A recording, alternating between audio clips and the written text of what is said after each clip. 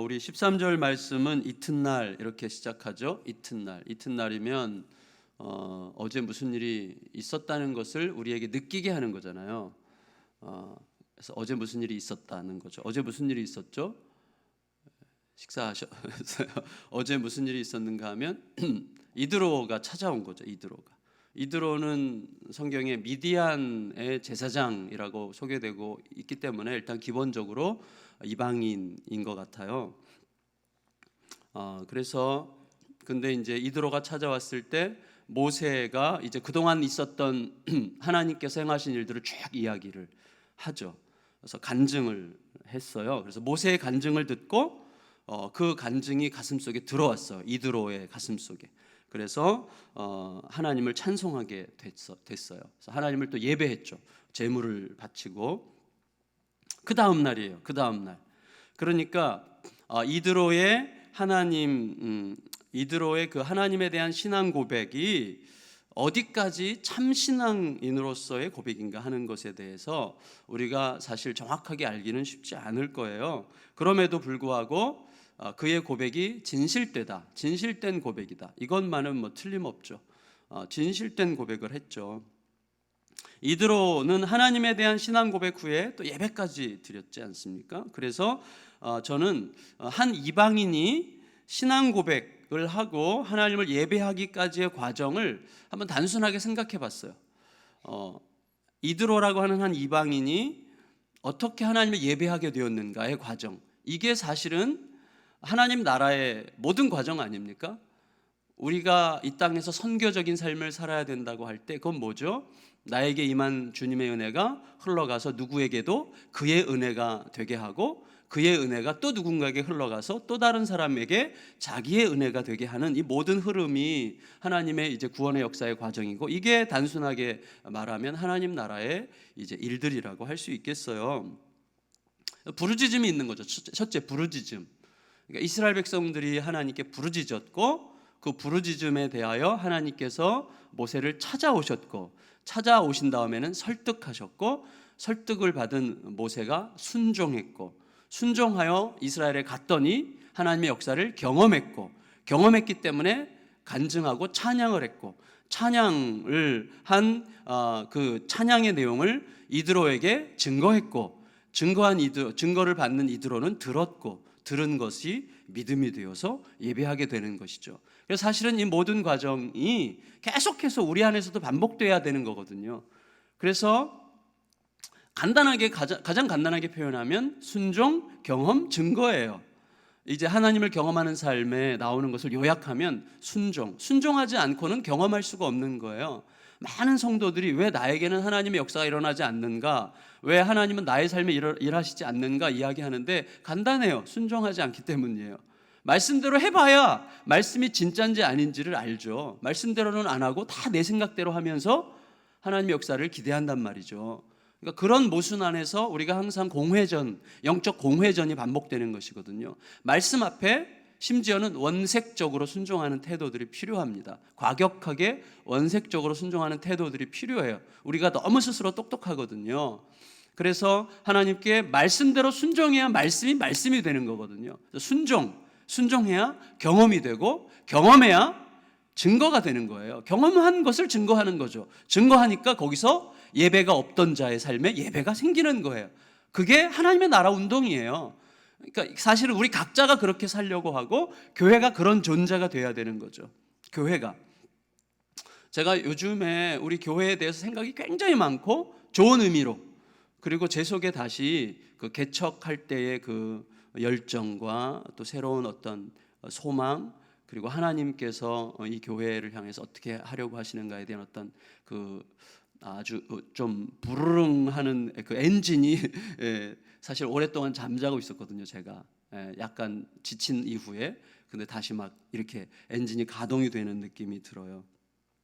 너무 제가 빨리 달려가지 않도록 저를 계속 이렇게 추스려야 되는 상황이 필요한 것 같습니다. 근데 어쨌거나 이런 이 과정에서 또 인간적으로 굉장히 필요한 게 하나가 있었어요. 뭐냐면 모세와 이드로의 관계죠.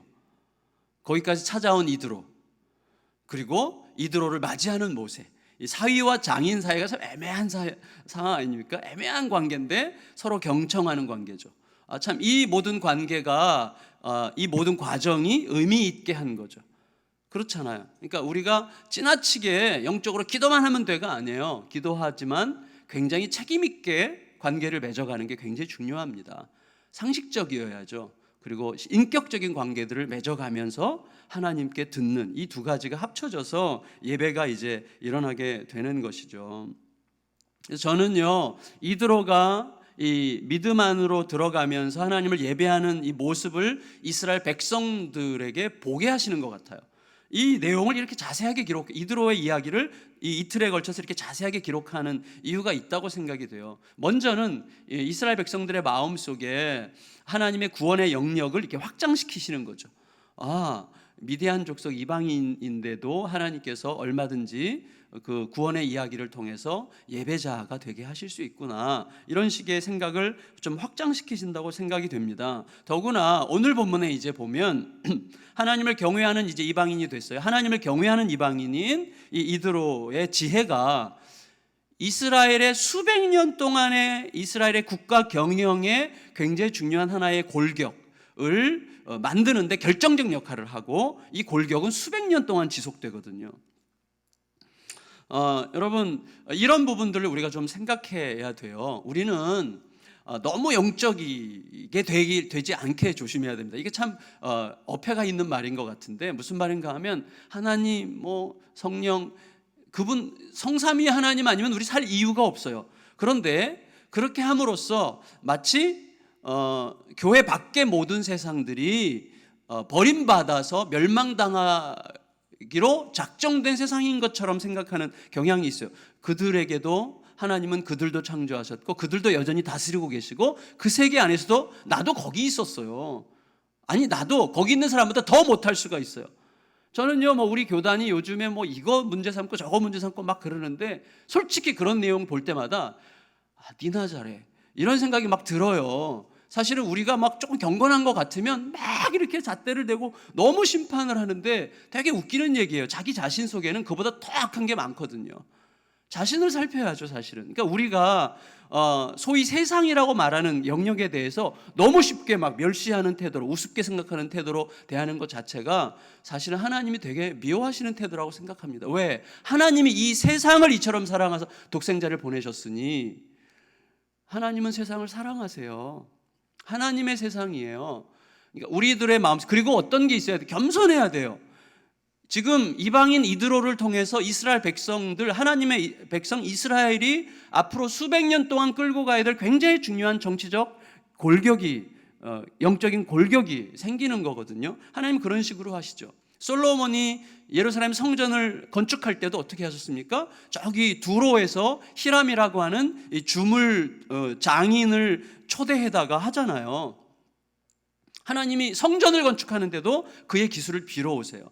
이스라엘에 그런 기술이 없었기 때문이다. 단순히 그렇게 기능적으로 말하기는 어렵다고 생각이 됩니다. 저는 그런 부분에 하나님의 어떤 의도가 있다고 생각이 되는 거죠. 그래서 하나님은요, 결코 폐쇄적이지 않아요. 그러니까 우리도 모르는 사이에 너무 이렇게 갇혀서 너무 쉽게 폐쇄적이 되면요, 이런 거지. 가장 불행한 사람이 누구죠?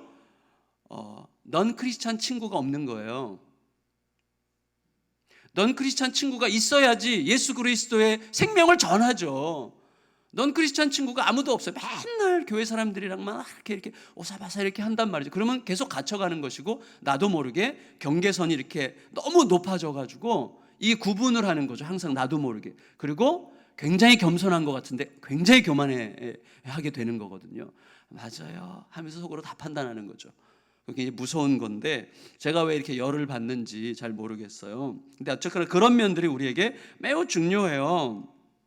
자, 근데 여러분 보세요. 자, 모세는 이제 습관을 따라서 어제도 그랬고 그제도 그랬고 일주일 전에도 그랬을 똑같은 태도로 오늘도 이제 재판의 자리에 앉아 있어요. 그리고 이제 모세의 분별력과 모세의 대답을 필요로 하는 많은 백성들은 하루 종일 줄을 서서 이제 기다리고 있는 그런 일이 이제 오늘도 반복되고 있었어요. 이드로가 볼 때 모세가 좀 지쳐 보였고, 그리고 이스라엘 백성들도 지쳐 보였지만, 중요한 것은 이스라엘 안에서는 어느 누구도 그것에 대해서 어떤 변화가 필요하다고 문제를 제기하거나 해결 방안을 제시한 사람이 아무도 없었다는 거죠. 그동안 이 중요한 변화에 대해서 이스라엘 안에서는 문제의식을 느끼고, 그리고 그것에 대해서 어떤 의견을 낸 사람이 아무도 없다는 사실을 우리가 굉장히 생각해 봐야 됩니다. 우리는요 종종 이렇게 말할 때가 많아요. 당신 나보다 나를 더 잘 알아?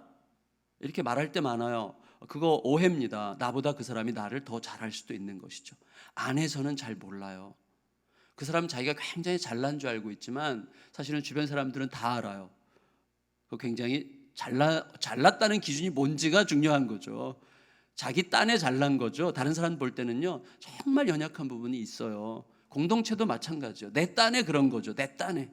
그러니까 이런 기준들을 우리가 잘 생각해야 되는데, 나밖에 누가 나를 더 잘 보겠는가 이렇게 생각할 때가 있지만, 사실은요 우리 밖에서 우리를 보는 자가 우리를 더 잘 볼 수 있다는 사실을 인정해야 됩니다.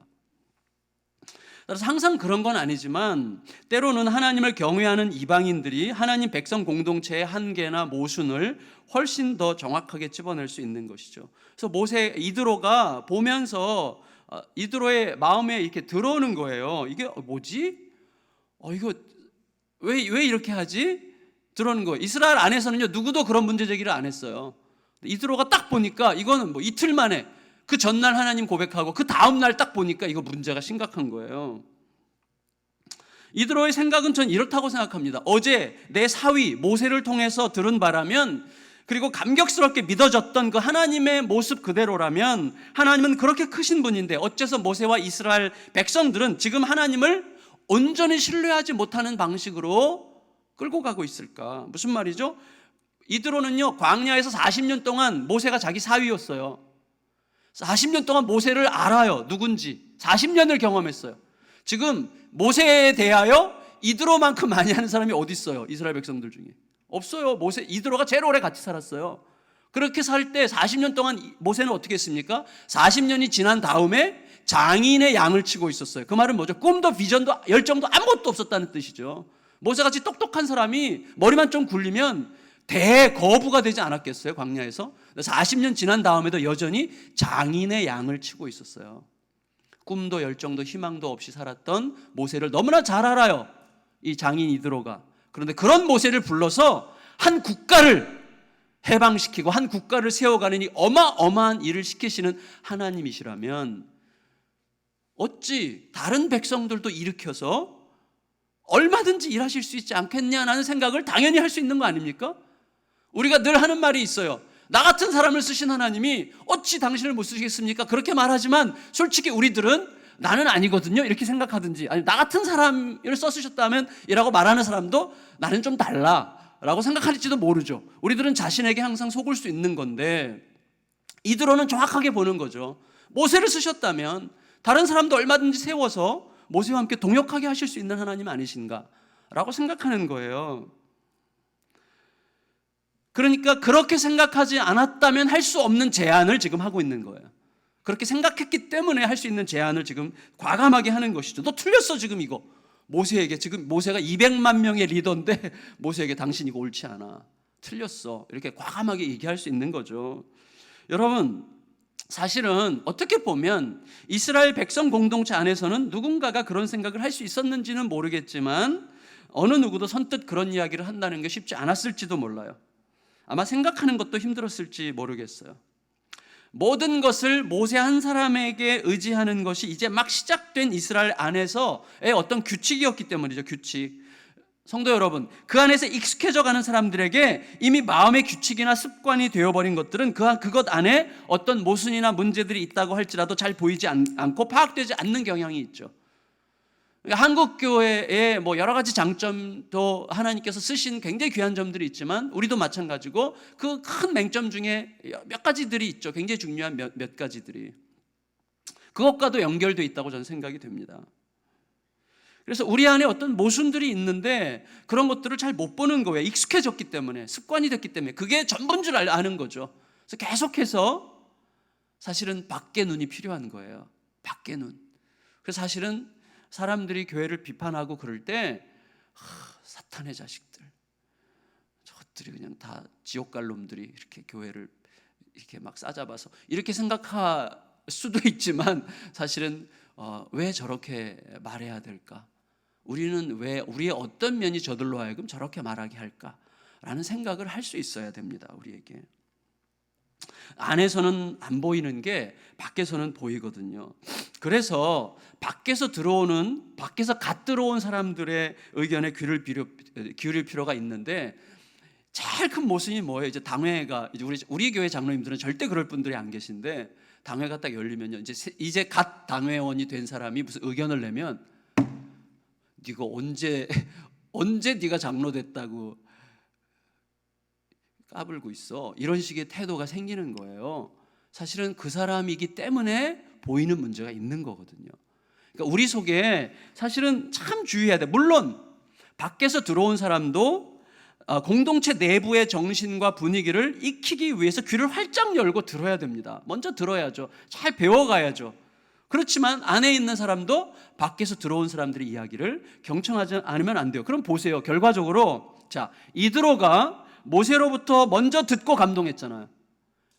이드로는 먼저 들었어요. 듣고 감동했고 변화됐고 찬양했고 하나님에 대한 모든 존경심과 경외심을 표현했어요. 잘 들었어요, 이드로가.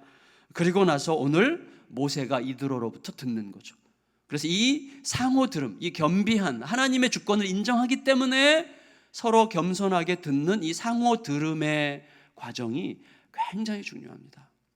이 상호 들음이 왜 안 되는가 하면 어느 순간 우리 속에 묘한 욕심이 들어오면 안 듣게 돼요. 안 듣게 되는 거예요. 저도 느껴요, 그런 것들을. 그래서 여러분, 우리가 잘 아는 게 있어요. 뭐냐면 내 입은 아무 데서나 열리지 않는다는 거예요. 우리 입은 어디서 열리죠? 내 말을 잘 들어줄 수 있는 사람에게 열리죠. 그런데 우리는 누구의 말에 경청하죠? 내 말을 잘 들어주는 사람의 말을 경청합니다.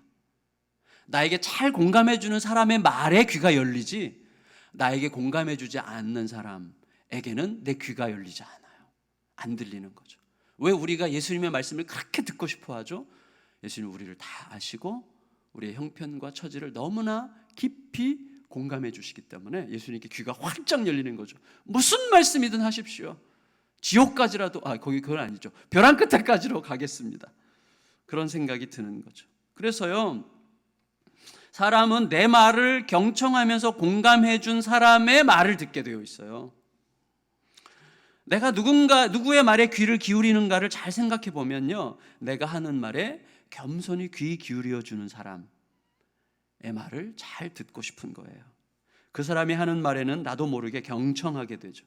따라서 공동체는 이러한 겸손한 상호 들음을 통해서 소통하고 새롭고 참신한 의견들이 서로의 가슴 안으로 이렇게 용납되면서 서로 세워가는, 자라가는 공동체인 거죠. 상호 간에 이 겸손한 들음이 너무나 필요해요. 생각해 보셔요. 애굽에서 이 어마어마한 10가지 재앙 기적의 사건 한가운데 있었던 모세 아닙니까? 홍해를 가르는 사건 한가운데 있었던 모세고, 200만 명을 끌고 오면서 먹을 수 없는 물을 먹을 수 있게 만들었던 모세의 권위를 생각해 보세요. 이스라엘 백성들의 눈에 모세의 권위는 이제 점점 더 범접할 수 없는 어떤 수준으로 자꾸 빚어져 가고 있어요. 그러나 정작 모세 자신은 그런 의식이 없는 거죠. 그래서 모세의 40년 리더십 발휘 이후에 하나님께서 모세에 대하여 어떻게 평가하셨는지 신명기 마지막 장에 있잖아요. 이 지면에 모세같이 겸손하고 온유한 사람이 없고 모세와 같은 리더가 다시는 일어나지 않았다고 말씀하실 정도로 모세는 자기가 누군지를 절대로 잊지 않았어요. 그 정신을 이제 계승한 사람이 다윗이었죠. 그래서 모세와 다윗이에요. 내가 누구고 한데라는 생각을 끝까지 잊지 않는 거죠. 주변 사람들이 뭐라 그래도 나는 여전히 하나님 앞에서 아무것도 아닌 존재인 거죠. 뭐가 됐다는 생각을 안 하는 거죠. 제가 전에도 말씀드렸지만요, 한국 교회에서 정말 건강하게 목회하려고 애를 쓰는 사람들이 참 소중한 귀한 목회자다, 이 시대에 참 필요한 목회자다, 이런 분들과 이렇게 하나님께서 어떤 기회들을 주셔서 개인적으로 이렇게 다 가깝게 지내게 하셨어요. 그런데 제가 발견하는 그들 모두의 공통점이 있어요. 그 뭘까요? 답이 이미 나왔어요. 잘 들어요. 이분들의 공통점은 잘 들어요. 진짜로 예외 없어요. 잘 듣습니다. 늘 잘 듣고 배우려고 해요. 그래서 자꾸 뭘 하나라도 배우려고 해요. 그 교회를 그렇게 성공적으로 일군 분들인데도 자꾸 배우려고 해요. 자꾸 들으려고 해요. 뭐 좀 말 좀 해달라고 얘기해요. 자기 목회 현장에 적용해 보려고 얼마나 귀를 기울이는지 몰라요. 저는 하나님이 그걸 쓰신다고 생각해요. 늘 듣고자 하는 마음. 나는 하나님 앞에 듣거든 니네한테는 들을 거 없어, 이게 아니에요. 하나님 앞에 잘 듣는 사람은요, 사람 앞에도 잘 듣게 되어 있습니다. 왜? 하나님은 그를 통해서도 말씀하실 수 있기 때문이에요. 모세의 마음속에. 그래서 우리 속에 어느 순간 그 마음이 사라지면 영적으로 매우 강팍해진다고 생각하시면 됩니다. 그건 뭐 100%예요. 여러분, 그 흐름이 어디 있어요? 하나님으로부터 시작되는 거죠. 하나님은 애굽의 이스라엘 백성들에게 모세를 보내신 하나님께서 모세를 이스라엘 백성들에게 보내신 것은 뭐예요? 이스라엘의 부르짖음에 귀 기울이셨기 때문이죠. 하나님이 먼저 들으셨기 때문이에요. 우리가 하나님께 아까 말씀드린 것처럼 하나님께 들을 수 있는 이유는 하나님께서 먼저 들으시는 분이시기 때문에 그렇거든요. 여러분, 예수님께서 우리 가운데 오신 것은 우리 영혼의 신음소리를 귀 기울여 들으셨기 때문 아닙니까? 우리는 때로 우리가 한탄하듯이 내뱉은 말 한마디도 주님께서 빼놓지 않고 듣고 계시는 사실을 확인하면서 깜짝 놀라지 않습니까? 와, 그때나 그냥 막 한탄하듯이 그냥 한번 말한 것뿐인데 주님께서는 그것까지 들으셨어. 들으시는 주님이세요. 그래서 그분께 듣게 되는 거거든요. 여러분, 우리 인생의 주인이 우리에게 들으시는 분이시라면 그분의 종이요 피조물인 우리들은 얼마나 더 겸손히 무릎을 꿇고 귀를 기울여 들어야 되겠습니까? 들어야죠. 주님으로부터 듣고 그리고 서로에게 들어야 되는 것이죠. 이드로가 제안한 게 뭐예요? 천부장, 백부장, 50부장, 10부장을 세워서 모세 한 사람에게 집중되는 사역을 위임하여 함께 감당케 하라는 거였고, 그 다음에 사람의 기준을 제시했죠. 첫째, 하나님을 두려워하는 사람. 둘째, 진실한 사람. 셋째, 불이익을 미워하는 사람. 불이한 이익을 미워하는 사람. 불법적인 이득을 미워하는 사람이에요. 세 가지. 사실은 세 가지는 다 통하는 거죠. 하나님을 두려워하는 사람이 진실하고, 진실한 사람이 불이한 이익을 미워하겠죠. 그런데 왜 이렇게 따로따로 얘기를 기록했을까? 제가 그냥 생각해 봤어요. 이런 생각이 들었어요. 자, 현실적으로 보면요, 하나님을 두려워하는 것 같기는 한데 불이한 이익을 은근히 챙기는 자들이 있어요. 그래서 제가 겪어온 모든 교회들에서, 중형교회에서, 안산 동산교회에서, 모든 교회에서 다 재정사고가, 심각한 재정사고들이 있었거든요. 그 옆에 사랑의 교회에서도 있었고, 재정사고의 주인공을 항상 하나님을 경외하는 신실해 보이는 분들이었다는 거. 그래서 저는 이 항목들이 다 필요한 것 같아요. 실제로는요, 우리는 하나님을 굉장히 경외하는 것 같이 행하면서 얼마든지 불이한 이익을 취할 수 있는 자들이에요. 그래서 이게 따로 있어야 돼요. 따로. 우리의 연약함 때문에. 다 연결되어 있지만 사실은 따로 있어야 되는 것을 느끼게 됩니다. 어쨌거나 이드로의 말을 듣고 모세가 속히 들었어요. 그리고 넉넉히 들었어요. 그리고 그 말대로 그냥 바로 시행을 했어요. 얼마나 겸손합니까? 모세가 참, 저는 이게 위대한 면이라고 생각이 돼요. 그리고 그렇게 해서 세워진 국가 경영 체계가, 우리가 얼마 전에 열왕기하 1장 묵상할 때도 거기 50부장 나오잖아요. 그게 이제 이 수백 년 전에 시작된 이 체계가 계속 이어지고 있었다고 할 수 있는 것이죠. 자, 여기에는 한 가지 말씀드리고 말씀을 마치겠는데, 여기에는 뭐가 있는가 하면 책임과 위임이라는 게 있죠. 모세의 책임과 리더들에 대한 위임. 그래서 10부장에게, 50부장에게, 100부장에게, 1000부장에게 위임해야 되는 거죠. 모세가 해왔던 일들의 상당한 부분을 과감하게 위임해야 되는데, 이 사이에서 생기는 이제 모순이랄까, 갈등이 있는 거죠. 책임과 위임의 경계선이 어디냐 하는 이제 어려움이 있어요. 사실은 저의 어려움이에요. 제가 최근에 지난 1년 동안 제가 굉장히 이런 어려움을 겪는 거죠. 막 굉장히 힘들고 그러진 않았어요. 제 속에서 좀 헷갈리는 거죠. 어디까지지?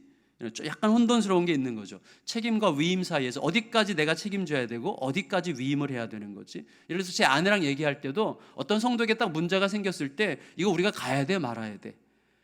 그 교회 담임 목사님이 있는데 내가 먼저 가버리면 그 교회 담임 목사님이 이 영적 권위가 상대적으로 안 쓸 텐데 이거 어떻게 해야 되는 거지? 이런 이제 애매한 상황들이 생기는 거예요, 자꾸. 그래서 내가 책임이냐 위임이냐 이 사이에서 좀 어려움이 있는 거예요. 그리고 교회를 제가 충현교회에서도 그렇고 안산 동산교회에서도 그렇고 제가 목회 기획을 했기 때문에 뭘 계획해가지고 계획대로 착착착착 하는 것에 대해서는 아주 이력이 났는데, 사실은 제가 개척하면서 그런 것을 안 하기로 제 속에서 생각한 거거든요. 그냥 성령께서 좀 해나가시면 좋겠다. 성령께서 지금까지 너무나 성령께서 아름답게 행하셨어요. 저는 굉장히 어떤 사람들이 보면 굉장히 주먹구구식으로 보이거든요. 사실은 그런 성향이 있긴 있어요. 저에게 확실히 있지만 훈련을 통해서 굉장히 체계적으로 계획하면서 기획해서 뭔가를 하는 일에 제가 이력이 붙어 있기 때문에 하려면 얼마든지 할 수 얼마든지는 아니고 주님께서 허락하시면 할 수 있을 것 같은 마음은 드는데, 그 사이에서 이제 헷갈리는 거예요. 힘을 다한 계획과 힘을 뺀 성령께 맡김, 이 사이에서 또 이제 헷갈리는 게 있는 거죠. 이거는 아마 평생 가는 싸움이겠는데 어디까지가 책임이고 어디까지가 위임이고 어디까지가 내가 철저하게 계획해야 되는 거고 어디까지가 내 힘을 빼고 성령께 맡겨야 되는 거냐, 이 싸움을 이제 계속 싸우는 건데, 제 결론은요, 제 속에 아직도 또아리를 틀고 있는 욕망이 있어요. 그게 뭐냐면 사람들에게 책임도 지고 위임도 잘하는 목사로 비춰지는 욕망이 있어요. 계획도 잘하고 성령께도 잘 맡기는 그런 목사로 사람들에게 인식되고 싶은 욕망이 아직도 제 속에 있는 것을 느껴요. 그래서 제가 얻은 답은 이거예요. 이 균형을, 책임과 위임 사이, 이건 끝없는 주제예요. 그리고 계획하고 실행해 나가고 성령께 맡긴 이 둘 사이에서도 정말 최선을 다, 이거 이론적으로는 가능해요. 책임도 지고 위임도 하고 열심히 계획하고 성령님께 맡기고, 둘 다는 가능하지만 이론적으로는 가능하지만 실제로는요 굉장히 어려운 거더라고요. 그래서 저의 결론은 뭐냐면 모세가 바보였겠냐는 거예요. 모세가 바보여서 이드로가 볼 때 답답한 짓을 하고 있었겠어요? 모세가 그것도 몰랐을까요? 그런 생각을 한 번도 안 해봤을까요? 저는 그렇지 않을 거라는 생각이 들었어요. 근데 왜 모세는 그렇게 하고 있죠? 아직 주님의 명확한 뜻이 오지 않았기 때문이라고 생각해요. 저는 지금 이제 53년 믿어오면서 또 목사 된 지 뭐 이제 20년 정도밖에 안 됐지만 이 세월 동안에 느껴지는 게 뭐냐면, 주님께서 명확하게 말씀하시기 전까지는 주변의 사람들이 오해하고 손가락질하고 뭐라고 해도 그냥 좀 미련해 보이고 답답해 보여도 그냥 거기 있는 게 저는 필요하다고 생각해요. 때가 되면 주님이 아시잖아요. 주님께서 너 이제부터는 이쪽으로 좀 이런 부분에 힘써라. 제가 그걸 느껴요, 요즘에. 그래서 쉬게 하실 때가 있고 일어서게 하실 때가 있고 부르릉거릴 때가 있는 건데, 균형은 내가 잡는 게 아니더라고요. 내가 왜 균형을 잡고 싶은가 하면 사람들에게 균형 잡힌 사람으로 보이고 싶기 때문이고, 균형을 잡고 싶은 이유는 내가 균형 잡힌 사람이라는 존재감을 느끼고 싶기 때문이더라고요. 내가 스스로 균형을 잡을 필요가 없는 거예요. 주님이 쓰시다가 보면 주님이 나를 더 잘하시잖아요. 그분이 균형을 어떤 때는요 확 이쪽으로 가게 하고 어떤 때는 확 이쪽으로 가게 하실 수도 있어요. 저는 모세가 바보가 아니라고 생각합니다. 모세는 알았지만 주님께서 말씀하실 때까지 기다린 거고, 이도로를 통하여 그 말을 들을 때 하나님께서 변화를 원하시는구나 생각하고 받아들이는 거죠. 그러면서 균형이 잡혀가는 거지 내가 스스로 잡아가는 게 아니라는 것을 알게 됐어요. 잘못하면 이게 굉장히 무책임한 말이 될 수도 있어요. 결국은 신앙생활은 굉장히 무책임해질 수 있는 거예요. 결국은 하나님과 그 사이에서 얼마나 정직한가, 얼마나 깨끗한가의 문제입니다. 모든 사람을 속일 수 있잖아요. 목사도 모든 사람을 속일 수 있잖아요. 그리고 또 아무렇지도 않은 척 할 수 있잖아요. 그게 저예요. 우리 모두예요. 그래서 하나님 앞에 깨끗한 관계에 의해서만, 그분께 성령께 맡겨진 관계에 의해서만 된다는 사실을 우리가 잘 알 수 있는 좋은 예가 오늘 모세를 통해 우리에게 주어졌다고 생각이 됩니다. 말씀을 정리하면 순종, 경험, 간증, 그리고 새롭게 시작되는 예배, 이거 우리가 꼭 기억하시고요. 순종의 삶이 얼마나 중요한지를 깨닫고 서로 겸손히 듣는 것, 그리고 그것에 대한 신실한 실행을 통해서 주님의 뜻이 이루어져 간다는 것 꼭 기억하시고, 진정한 균형은 성령께서 잡아가신다는 사실을 우리가 꼭 기억했으면 좋겠습니다. 우리 같이 찬양 부르고 같이 이 몇 가지 기도 제목 가지고 기도하도록 하겠습니다.